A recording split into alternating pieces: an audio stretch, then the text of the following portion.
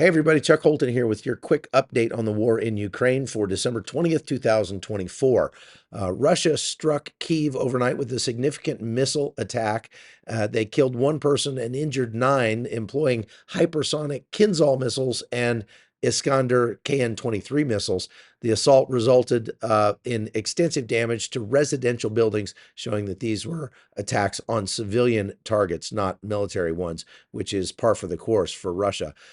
Ukraine, for its part, assassinated a Russian general. You may have seen that in the news a few days ago. They killed him with a bomb that was concealed in an electric scooter right near his home in Moscow.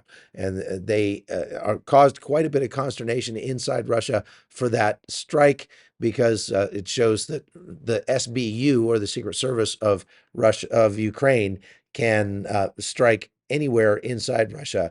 And they took out Krylov. This is General Krylov, because of his involvement with chemical weapons. He was the general for the nuclear, biological, and chemical warfare forces, and they had already sentenced him in absentia for using banned chemical weapons on Ukrainian troops.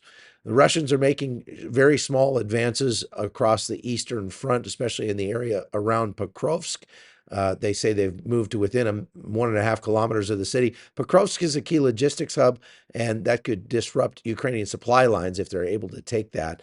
The Ukrainians have changed out their military leadership by firing a general who was in charge of overseeing the Eastern Front and replacing him with the guy who was in charge of the forces who liberated Kherson back in 2022.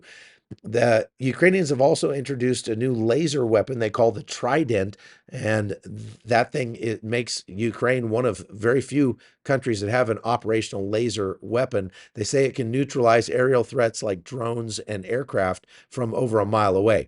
Last but not least, the World Bank has approved a $2 billion funding for Ukraine out of a $20 billion fund that was seized from Russian assets.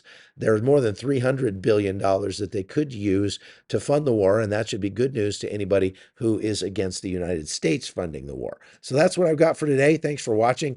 Stay tuned. We're going to do more lives over the next few days about Ukraine and the war in Israel. So I hope you'll subscribe, and we'll see you soon.